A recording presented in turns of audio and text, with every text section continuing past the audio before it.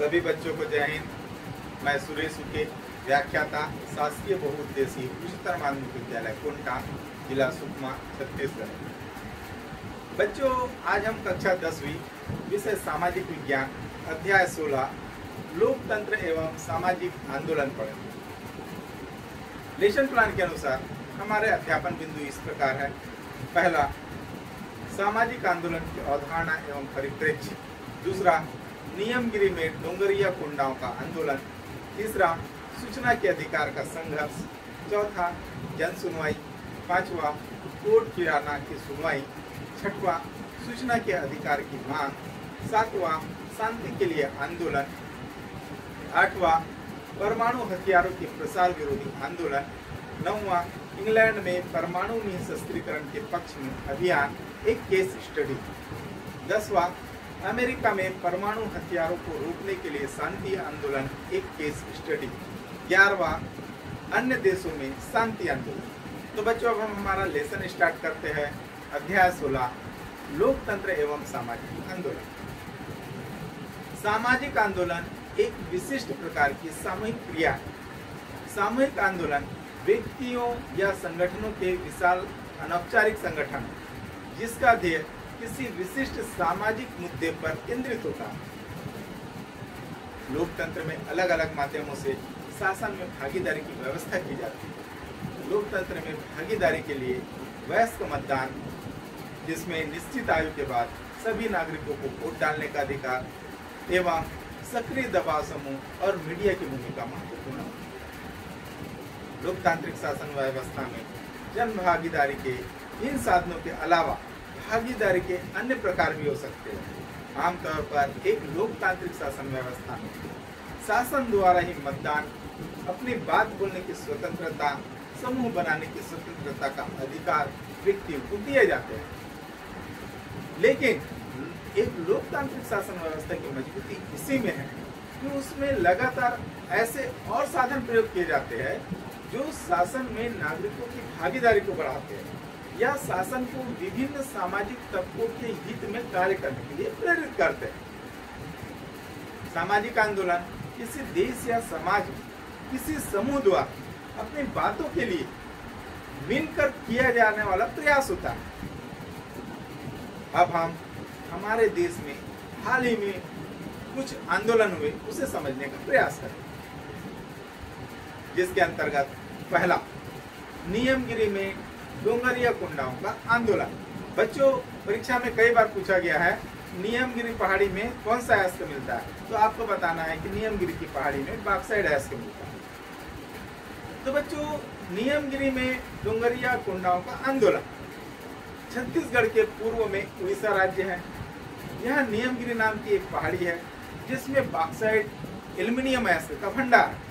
राज्य सरकार ने इसके खनन के लिए एक कंपनी से 2004 में करार किया था। यह एक वन्य क्षेत्र था, इसलिए यहाँ खनन के लिए वन विभाग की अनुमति जरूरी थी। कंपनी ने सभी आवश्यक अनुमति प्राप्त कर ली। 27 जनवरी 2009 को कंपनी की मशीनें खनन प्रारंभ करने के लिए पहुंची, लेकिन उसी दिन सुबह से ही इस क्षेत्र में रहने वाले लोग नियमगिरी पहाड़ी के चारों ओर जुटने लगे। देखते ही देखते हजारों की संख्या में लोग एकत्रित हो गए। एक आंकड़े के अनुसार लगभग 10,000 महिला व पुरुष एकत्रित हो चुके थे। ये लोग नहीं चाहते थे कि नियमगिरी पहाड़ी में खनन कार्य किया जाए। इन लोगों ने बुलडोजरों से नियमगिरी पहाड़ी को बचाने के लिए एक दूसरे का हाथ पकड़ लिया। 17 किलोमीटर लंबी मानव श्रृंखला बनाकर पूरे नियमगिरी पहाड़ी को घेर लिया। प्रदर्शनकारियों के पास जो तख्ती थी उन पर लिखा था, वेदांत वापस जाओ, नियमगिरी में खनन बंद करो। अब इस घटना के कारणों को समझने का प्रयास करते हैं। सरकार का मानना था कि विकास के लिए इस परियोजना की आवश्यकता थी। इस परियोजना में 1 मिलियन टन प्रति वर्ष उत्पादन वाली एल्यूमिना रिफाइनरी, 3 मिलियन टन प्रति वर्ष उत्पादन वाला बॉक्साइट खान, कालाहांडी जिले के लंजीगर में 75 मेगावाट का बिजली संयंत्र का निर्माण होना था। इन सब के लिए 4000 करोड़ रुपए का निवेश इस क्षेत्र में होना था, जिससे वहां के लोगों के रोजगार के अवसर बढ़ते। दूसरी ओर जिन लोगों ने खनन का विरोध किया था वे लोग नियमगिरी क्षेत्र के स्थानीय निवासी थे। यह एक जनजातीय क्षेत्र है जहां डोंगरिया कोंड, डोंगरिया खुद और अन्य जनजातियां लंबे समय से निवास करती है। नियमगिरी पहाड़ी का नाम नियम राजा पेनू नामक एक राजा के नाम पर पड़ा था। इस क्षेत्र में रहने वाली जनजातियां आज भी इस पहाड़ी की पूजा नियम राजा के रूप में करती है। उनका मानना है कि नियम राजा उनकी रक्षा करता है। ये लोग नियमगिरी क्षेत्र में मिलने वाले वन, वन्यजीव, नदी, झरनों से अपनी आजीविका कमाते हैं। इस प्रकार यहाँ के रहने वाले लोगों के जीवन का आधार नियमगिरी पहाड़ी और वहाँ फैली हुई प्राकृतिक संपदा ही है। अगर यहाँ खनन होता है तो इन लोगों को यहाँ से विस्थापित होना पड़ेगा और उनके आजीविका के साधन छिन जाएंगे। जब से सरकार और कंपनी के बीच समझौता हुआ था तभी से ही ये जनजातियां खनन परियोजना का विरोध कर रही थी। इसके लिए इन लोगों ने एक लंबा शांतिपूर्ण संघर्ष भी किया। कुछ अन्य समाज सेवियों ने भी जनजातीय लोगों की मदद की। सरकार ने जनजातियों की मांग पर परियोजना की जांच के लिए कई समितियां गठित की। इन समितियों ने यह पाया कि कंपनी ने गलत तरीके से खनन की अनुमति प्राप्त की थी। जनजातीय क्षेत्र में खनन करना पीसा एक्ट, जिसके तहत जनजातीय वनांचलों में पंचायतों को कई अधिकार दिए गए थे, तो पीसा एक्ट का उल्लंघन था। नियमगिरी के जनजाति लगातार जुलूस, प्रदर्शन और वेदांत कंपनी के प्रवेश का विरोध करते रहे। उनकी ओर से सर्वोच्च न्यायालय में एक याचिका दायर की गई। 2013 में सर्वोच्च न्यायालय का एक महत्वपूर्ण निर्णय आया, जिनके अनुसार पीसा एक्ट के तहत जनजातीय क्षेत्र की 12 ग्राम सभाओं को इस बात के लिए मतदान करना था कि नियमगिरी में खनन होगा या नहीं। अंततः सभी ग्रामवासियों ने एक मत होकर खनन के विरोध में मतदान किया।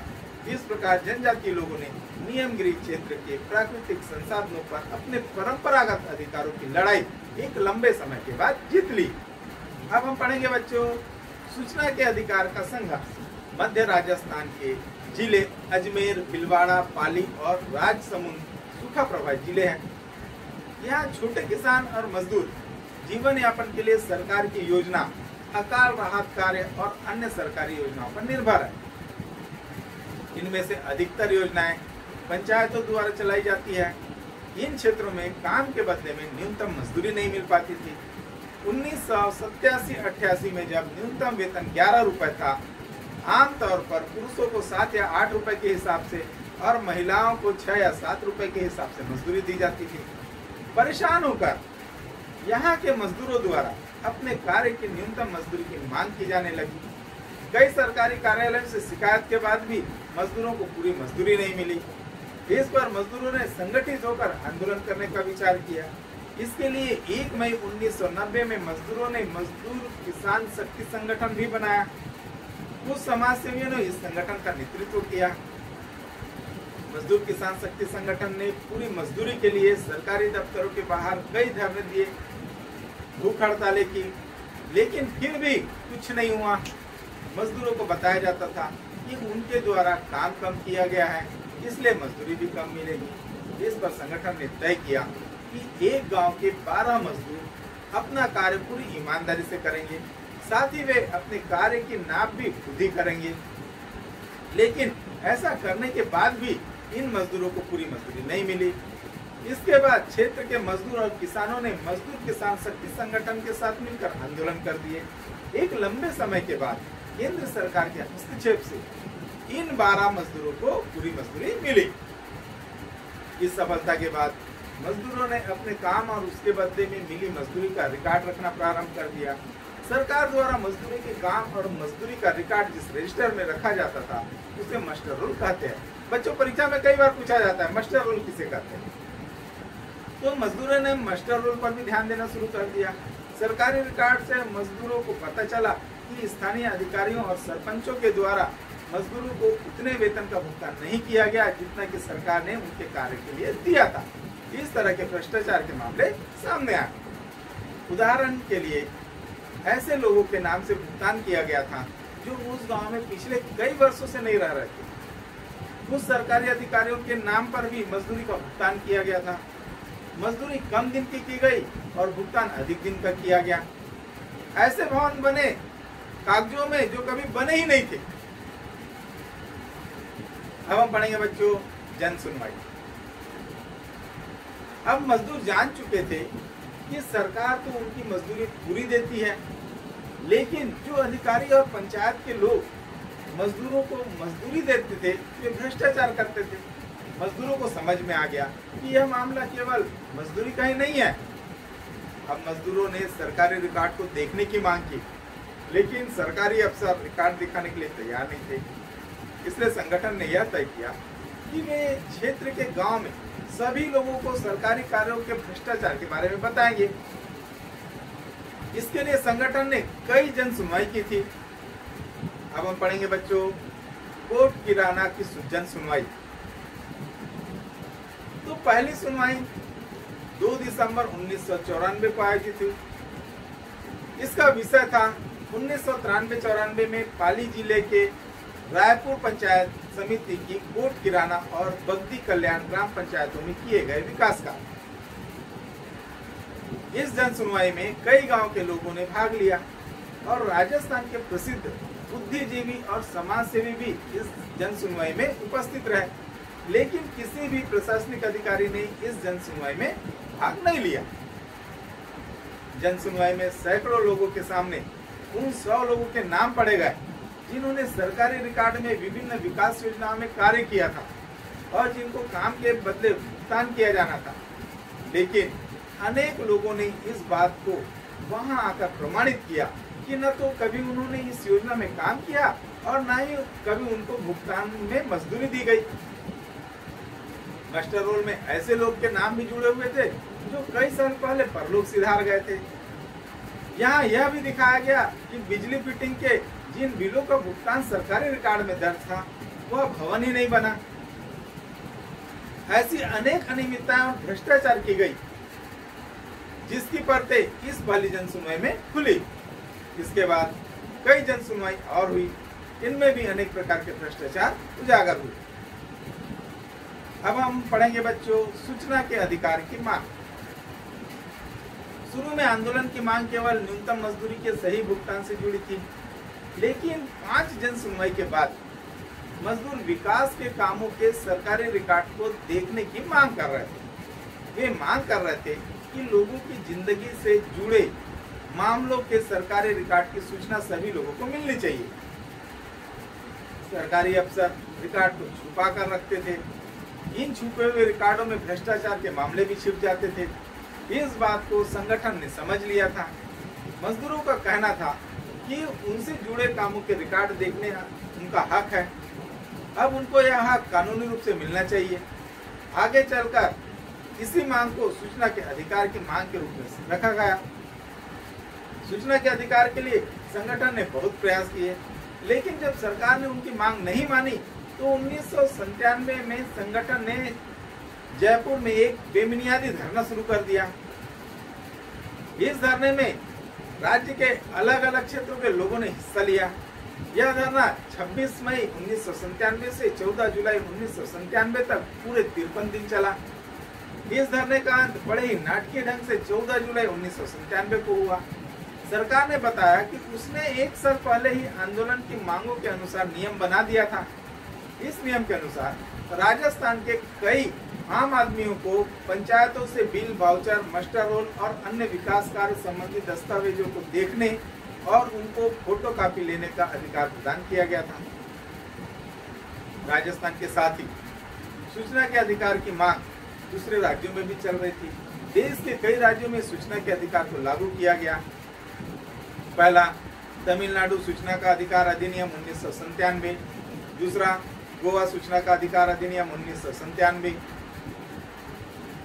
महाराष्ट्र सूचना का अधिकार अधिनियम 2000।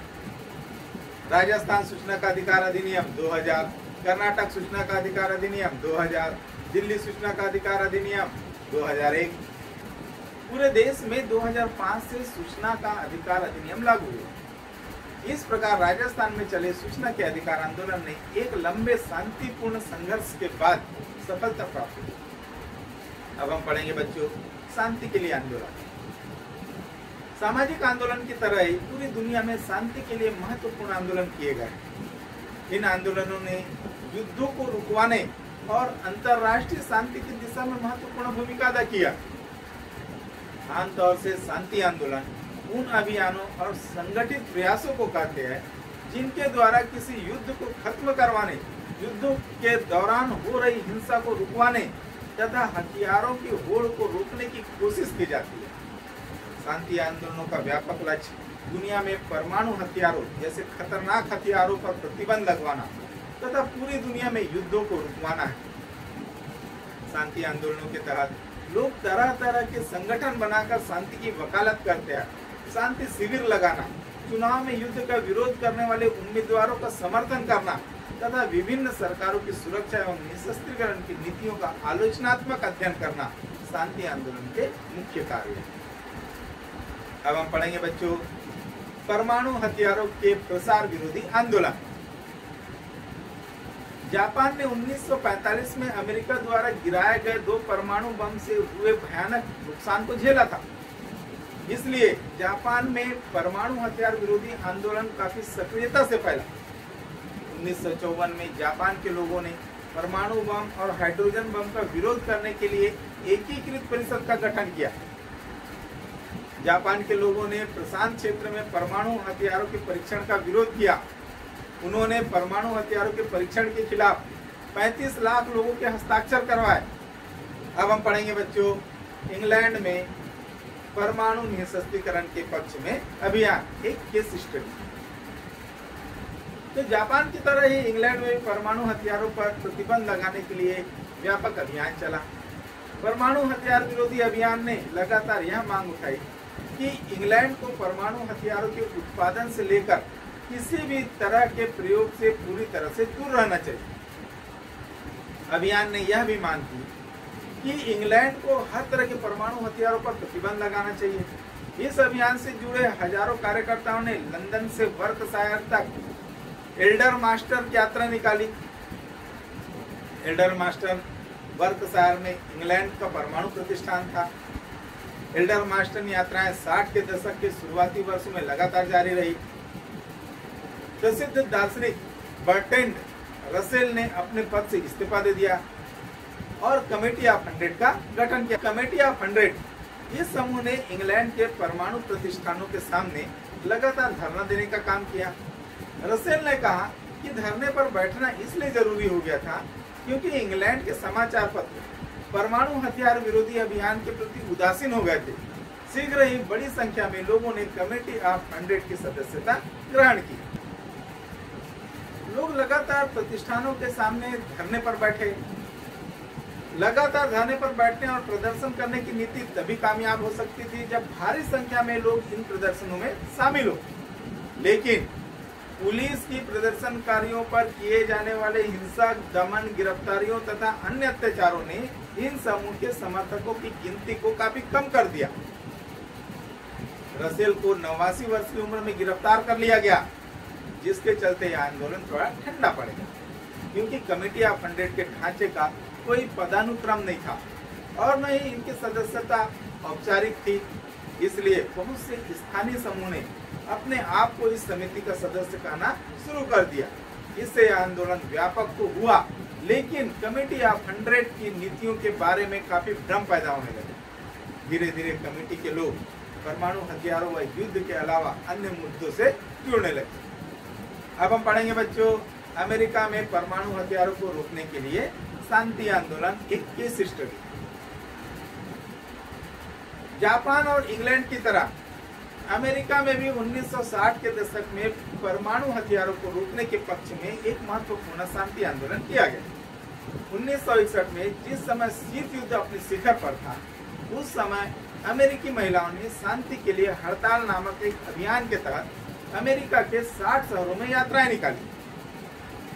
इन यात्राओं में 50,000 से अधिक महिलाओं ने भाग लिया तथा परमाणु हथियार रहित दुनिया बनाने और शीत युद्ध को खत्म करने के लिए एक वृहद प्रदर्शन किया। यह अमेरिका में परमाणु हथियारों के खिलाफ होने वाला सबसे बड़ा राजनीतिक प्रदर्शन था। 1983 को अमेरिका के 50 से अधिक शहरों में परमाणु निशस्त्रीकरण दिवस मनाया गया। 1986 में सैकड़ों लोगों ने परमाणु निशस्त्रीकरण के पक्ष में लॉस एंजल्स से वाशिंगटन तक पद यात्रा की। अमेरिका के परमाणु परीक्षण स्थल नवाड़ा में 80 से 90 के दशक में कई प्रदर्शन किए गए। इस तरह 1960 के दशक से लेकर शीत युद्ध के अंत तक अमेरिका में परमाणु अस्त्रों को रोकने तथा परमाणु निःशस्त्रीकरण के लिए शांति आंदोलन काफी उल्लेखनीय ढंग से चला तथा उसने कुछ उपलब्धियां भी प्राप्त की। अब हम पढ़ेंगे बच्चों अन्य देशों में शांति आंदोलन। जापान, इंग्लैंड, अमेरिका आदि देशों के अलावा कनाडा, जर्मनी, इजराइल तथा नॉर्वे जैसे अनेक देशों में शांति आंदोलन के लिए सक्रियता से आंदोलन चला। शीत युद्ध के समय इन्होंने परमाणु हथियारों पर प्रतिबंध का समर्थन किया तथा हर तरह के हथियारों की दौड़ को रोकने पर जोर दिया। शीत युद्ध के बाद यह आंदोलन अमेरिका द्वारा इराक पर किए गए आक्रमण को रुकवाने व सीमित करने में काफी सक्रिय रहे। बाद के कई अंतर्राष्ट्रीय झगड़ों, खासकर मध्य पूर्व युद्ध, मिस्र, लीबिया और सीरिया जैसे देशों के गृह युद्ध को रुकवाने के लिए यह शांति आंदोलन काफी प्रयास कर रहा था। यूरोप के विभिन्न देशों में सक्रिय ग्रीन पार्टी, कैनेडियाई शांति सम्मेलन, जर्मनी शांति अभियान जैसे अनेक संगठन शांति आंदोलन को आगे बढ़ाने तथा युद्धों को रुकवाने के लिए काफी सक्रियता से कार्य कर रहे हैं। तो बच्चों हमारी क्लास आज यहीं पर समाप्त होती है। मैं उम्मीद करता हूँ आपको मेरी क्लास पसंद आई होगी। इसे ज़्यादा से ज़्यादा लाइक करें, शेयर करें और सब्सक्राइब करें। धन्यवाद। जय हिंद।